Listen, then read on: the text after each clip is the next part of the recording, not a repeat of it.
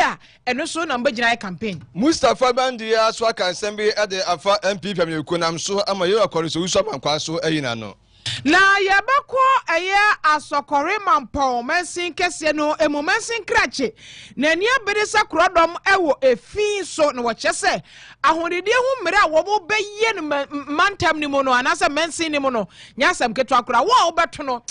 di ebeye wo no nyasam keto awiei ensam bi ka wori mu ane yesere koso a yebete semodi asomfa woti enkan ye me brantie nua ba ma me efum wa kafena mene Kwame Ofori Abuaji trake wayo ye gina so aba Sikka FM trake wan ye ne yakro no Sikka FM 89.5 yes suma santimai Sikka FM 89.5 yes suma santimai ne gara ma ye wiase nyina kan wa fei ye wura esumne mo angaza Mifrasie NDC amanyoko no emu kane twetwefo abede akire ade ma amanyoko yi ayowura kwaku anyidoho aka comfortable lead papa no dia ba beto dwase nanu wate wana mafo keka se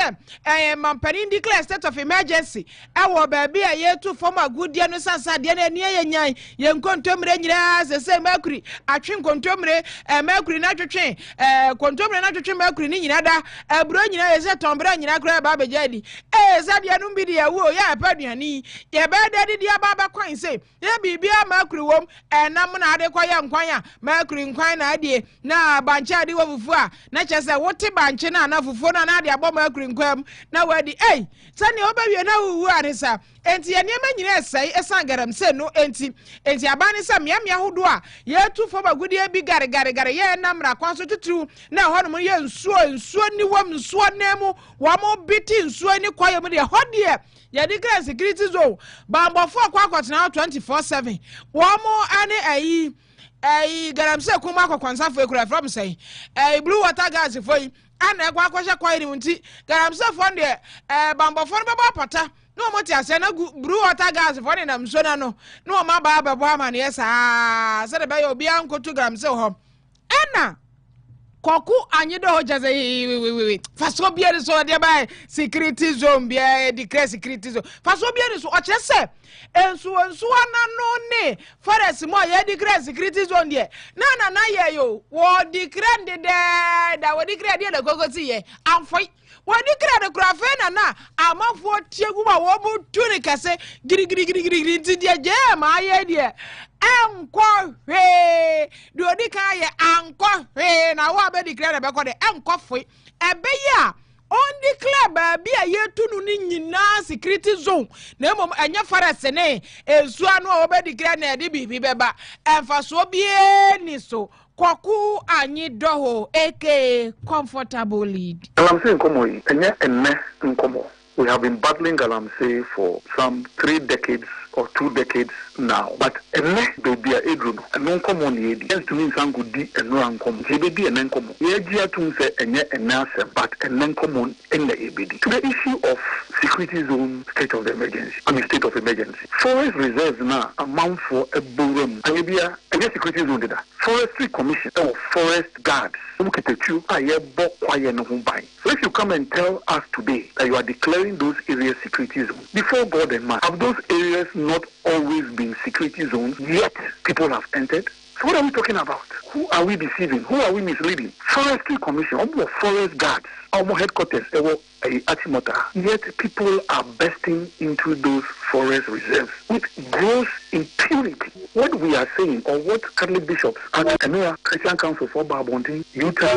Coalition Against Galamsey, Ordinary Ghanaians, including the Mills Institute, which I'm the founder, part of an international advocacy group now,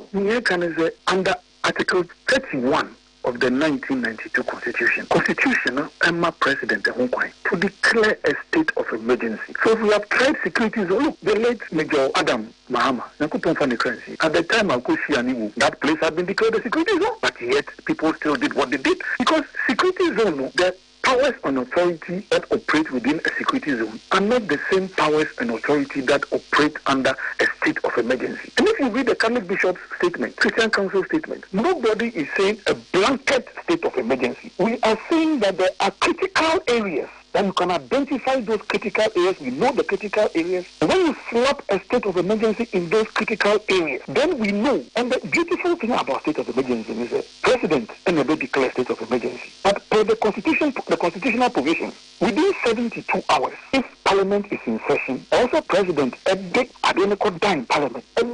Now, that is where the President will free himself. It could be Parliament. Let's wait and see which MP another man in South Africa and see whether that MP can survive in his constituency. So then you rally the whole nation behind you. Aha! Auntie. Kwaku anyidoho na adwinti a wase majem and declare a forest and river bodies state of emergency eni.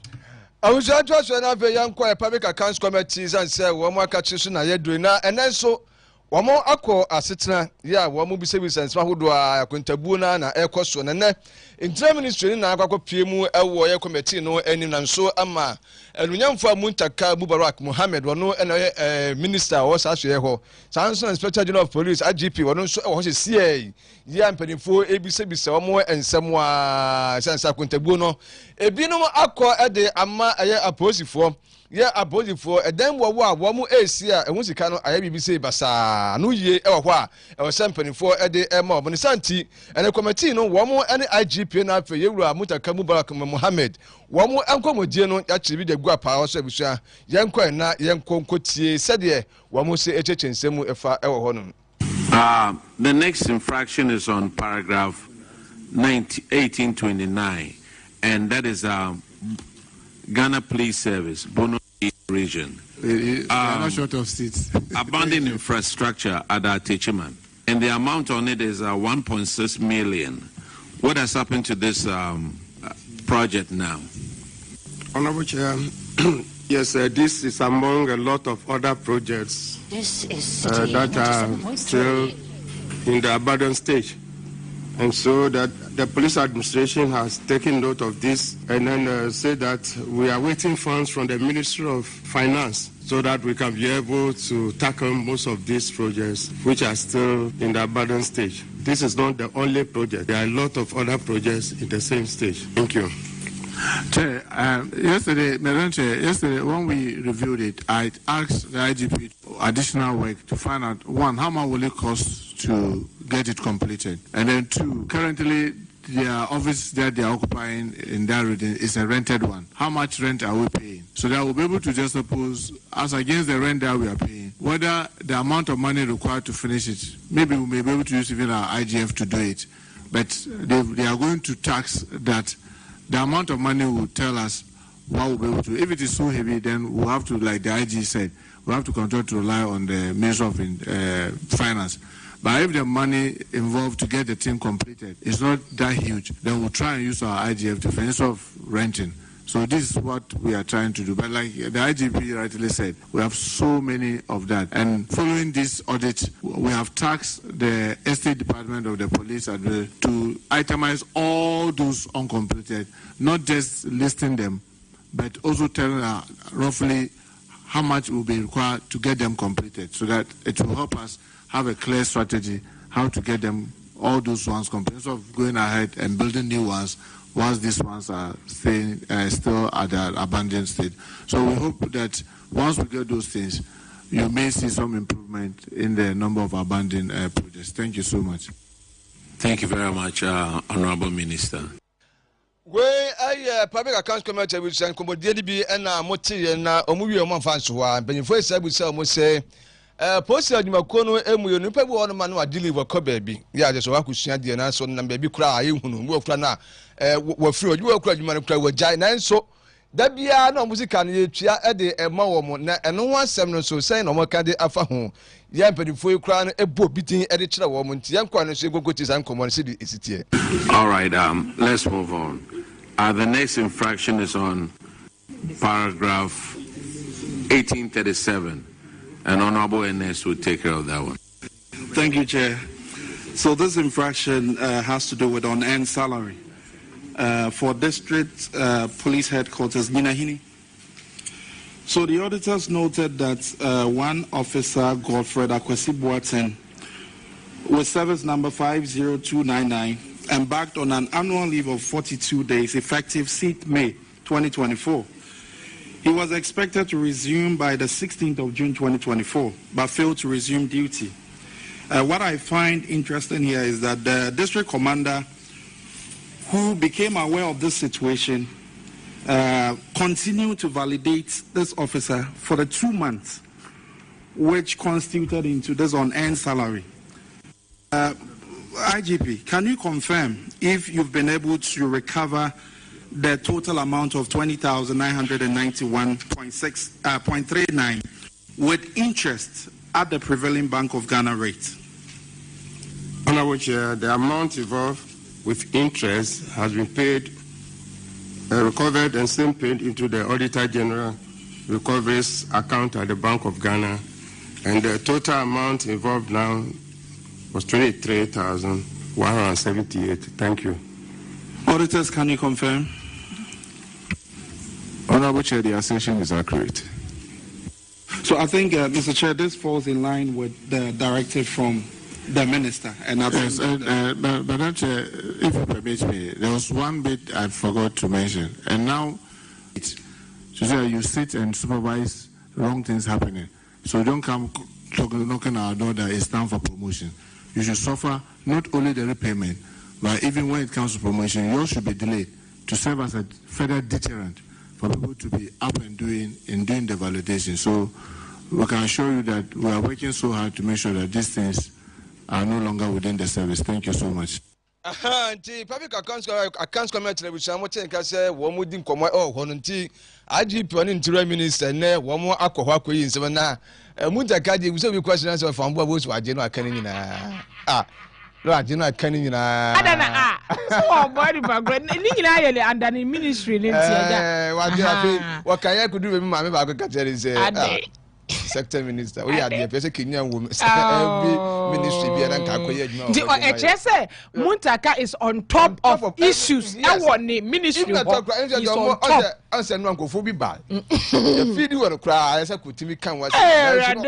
what e kwa bere ho asema afa akonwa minimba say the ministry ni mu na otutu ye ho na otutu so what say ba Muntaka de ya no aso so obi ya no kro odi ka so wow be kwa ya no awie no no aso asa odi bi aka ho echeso oye adwuma no and onim ne oye and onim ne ekoso the ministries ni nyina ni ministry honom onim ne ekoso ho and onim ne oye ho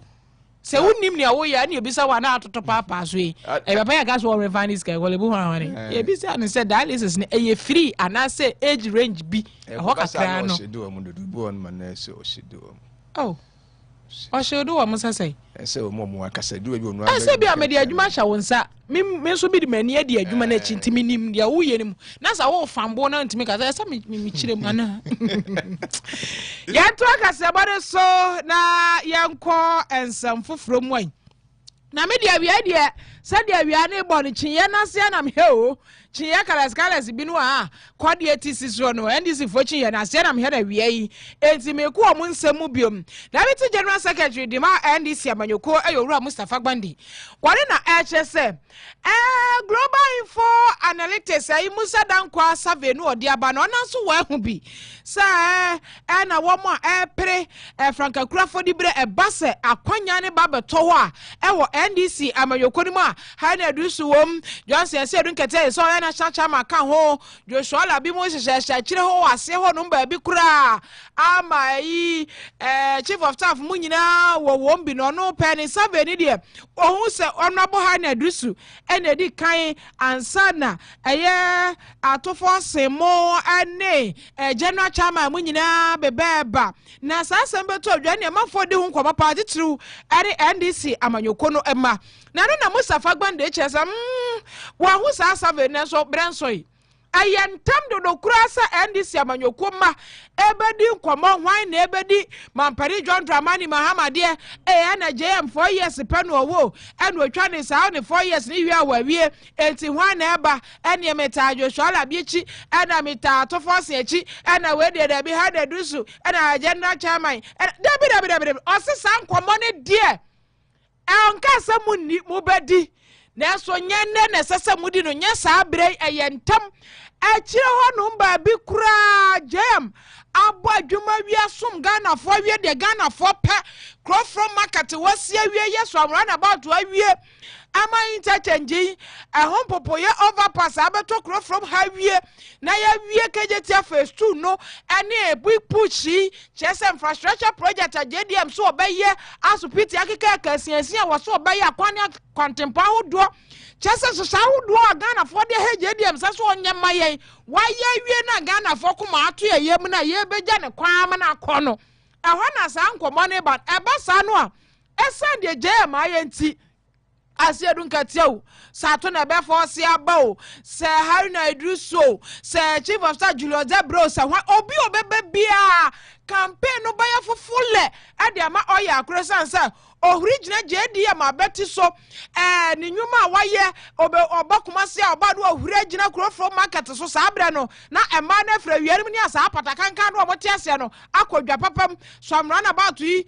near we in touch and you know, original in touch and you know, so, about our campaign, I yes, JDM no baby ada. Oba ya fekura woni ye. Ade an kura fe no water to. Garam say kwenkura na e bibi owe. Nyamo ba hwa na ebedi na 9 na hwa na ebe si na nem na fa. Eba se be ha dwene papa say. Mo fa sa hoden no enter JDM achi. Na JDM ye ne pa ni nyina awie hihye o ma ni nyina awie a. Na fe wo ya kro beba no. Na atumi ayefo ade ama no Mustafa Bande. Ase MPP for your flag bearer. Manfo ayo mo adwen se wo mo so de be hye na yen so started flag bearer election and as the discussion and I make sense but be able to know for business for grassroots MPP for Ghana for media for Moboya the NDC baba me but taya and then when this amode boya sama baba me some time 8 months in me and enya dia e betimi ade 8 months dia and can the papa mu kra no 8 months dia na aban tetrin gi kra adima start ya ba ye ya totu enyema mu 10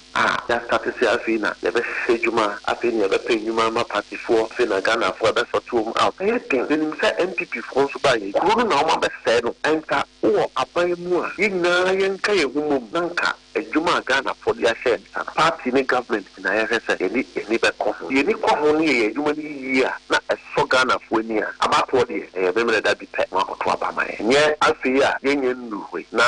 ya start na ye project obi o kra no o ye na ejuma as minister ono obi nka Bradbury asam na ye project no na ye bonedin wan wi ya na akosta ni ejuma o ye and number 2 o man penya o tie ko jaso onye na ejuma wi president Mahama be ko ka onko ye nnu hwe ye 4 years Monday na president Mahama ka se obedi ya bo pa enu wan se wa ya dia na do be ye you e be dis asubo nyina na na do ya pambo because en kana na do e so ma aban no ye ejuma e bia nka ne MPP will have something to tell Ghanaians but me anko patrol edichum nka so won patrol so MPP say it me bo man penyin president Mahama e ma me ye na ejuma yi ya na ejuma no so ania e dru wo kwa na president Mahama nko bia ne ye penana musinia enam say ye timi ye ejuma amane da for Ghana for ni je no nipa aban na musini dia enye de sia no awode na wo party no wo aban ni na president Mahama na so be sabim previous ono ni leader of the party no leader of the party no ne ye e de be say of the party no leader of the party na leader ne na agye so be frustrate mu a wo ba ha ko fa abedi flag bearer na wo ko ba bia na Ghana ko ye ya wo ba dia ko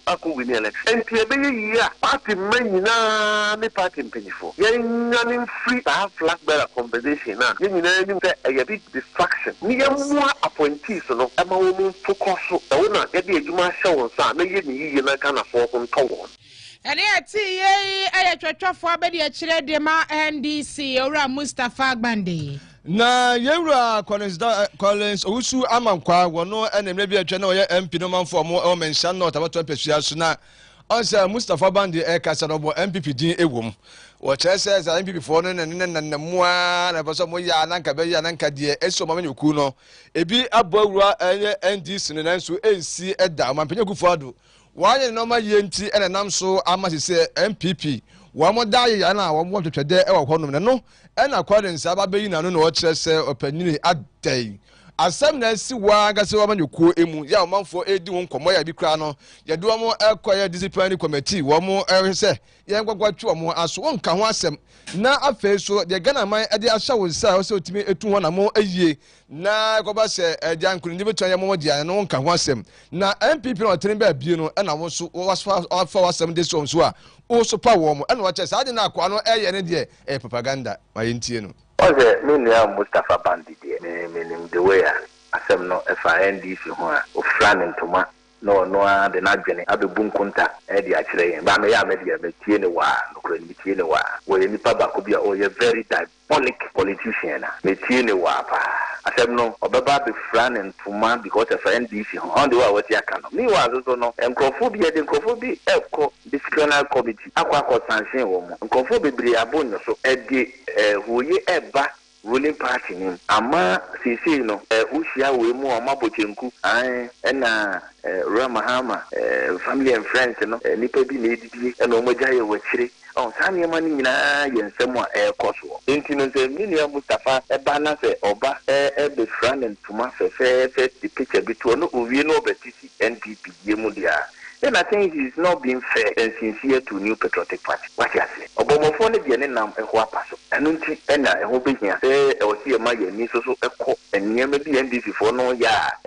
enukuri ni ha dwene ya ne ha dwene pa. No ve galam say ya kan wan se be. Say wo tia omo ba bi entia. So these are some of the things a balance and job for the most of the mano etumu bia na ban no asset up no ruling party na asset up say your onerous responsibility deliver on good governance into ye near ye and sorry because for the past 9 months aban by a dear potipano my what they are buying by as usual rhetorics now they say we shall do this we shall do that again aban that ye near my ye no one no mafa cameraman no matiesim ote bia ko kumasi ko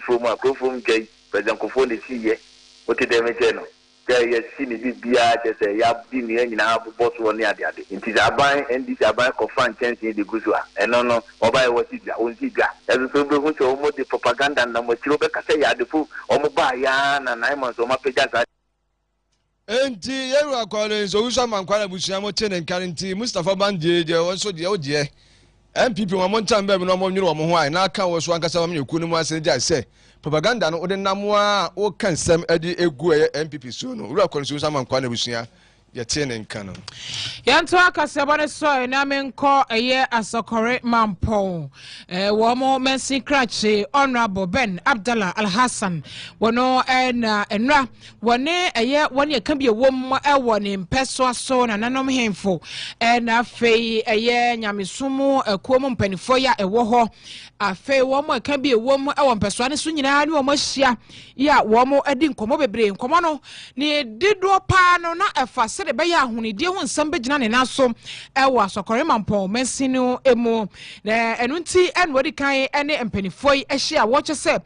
mensi assembly no aye mrakete ya wo mode eba be ya adwuma efa ahunidie ho nsam ho wo a obeto border efin so fin agu ba bia ensam fata so to be wie bola agum ene emra ne che pa de ase de be sia kan chimpre no enya asem ke 20 wo de to mpanifo hudu a woni mensini mu nyina nim so obia so fa da ubo no enko se de ba ya dawuro no beduru fom pa sense assembly no ba be keka no honya fe na wo ya ya chewa odo se ba ba titimtiri wo ba ya me na me se bia ho no mo enti no edi nkan no wo mo bodawuro akyerɛkyerɛ manfo no ahonidie kwan papa sese wo mo efa so no obi anko ye ne ho fi memra no anko kye no enra na honorable Ben Abdallah Hassan and Pennyfo share edi nkomo no yentie no they can say a strict enforcement of the sanitation bylaws. Your sanitation and ahunidie ho emra ene hyehyɛ bebrebe ade sɛ yeguso yɛn sama afo no tambia mo kyerɛ amanfo de omo ba court a ɛwɔ yɛn nkyɛmu bɛyi ema ye prosecute omo enti saa ahunidie ho nsɛm ene ɛyɛ nsama afo no omo guso yɛ adwuma yɛbɛ for so sɛ de medical aka no the task force bi asa aka ho na omo so abo omo so they be establish a lot more presence within the various communities na enkoye se sebi ni prokuo kakra bi ana etu ahonidie ho anamo e municipality nti ya de se ya de sa task force bi bu akwa na omo so aye a watchdog omo de omo ni ahwe omo hu se obi a eye bibisa omo me yaso ate na ya de nipa no afamra kwa so de wie so omo so a lead community no a organize regular clean up exercises say de be ya eno be run alongside the aban eyesi ho a eye osumi bia ye mu baako eye memene da no di say anamo we bi sei ene de gu akwa me wie so education no so hu hia obi okra asebe onim se ye wo ye no etiamra enti huma ne hu se emra no position nie enti ade a wo ye eso aso twini a etimi bo ne huma ne hu se ene ese me ye madwen se me ye kora no a e ade se me ntwe madwen mfiri sa ade no because emra no so mi mu a e ade se e bebo me car na se e de aso twen a emu e beto me so eno achi no che se conference na eno mo ye ne so ekoyie pa enti eno ade se ye conference ya to ne di the municipal conference on sanitation and development control ebeboa e wa akoni asaso enti ya kasa ne se mention ya yewum no ye official population figure ye 191,402 na che se emu nipa no ade se doso we cry a figure 4 years ago population and housing census at the by e ogidie se numbers no ana figure no akwabrosa na saa mention a ekura edomo a etisie no se utu sanitation ho anamo na se one involve na nanom himfo any opinion leaders any all stakeholders your religious leaders your moral society amamu a na chese ade se sa anamo utu no ebe de pa se de mpanyifo ta ka no se be ba akofo nkyere danfo no assembly no ye na dwen se ye be invite sa mpanyifo akukudam nyina ba na ye momohu hawa mensi no ewum efa ahonidie nsem so ene development control nsem so na ye momohu bia yesa de nhyehyɛ no a assembly no de egu akwan mu no bi ato omoni na ye a yagye adwenkyerɛ nso so afiri omo nso so nkyɛn na ye hu kwan a ye ahonidie nsem ebefa so e wo mensi nti ye ade sɛ hu hia pa sɛ kukudam mpanyifo akɛse a ɛte saa no ye invite omo ba dwumadi a ɛte ene ati ye ya Sakrama Empowerment Crutch Honorable Ben Alhassan Abdallah ye gina ne nsɛm so na wiei samhuru ensaka ne fi ha ye de ne nyina esi ye sɛ for your falasa na okoji abo ona kasebo sonso ema ye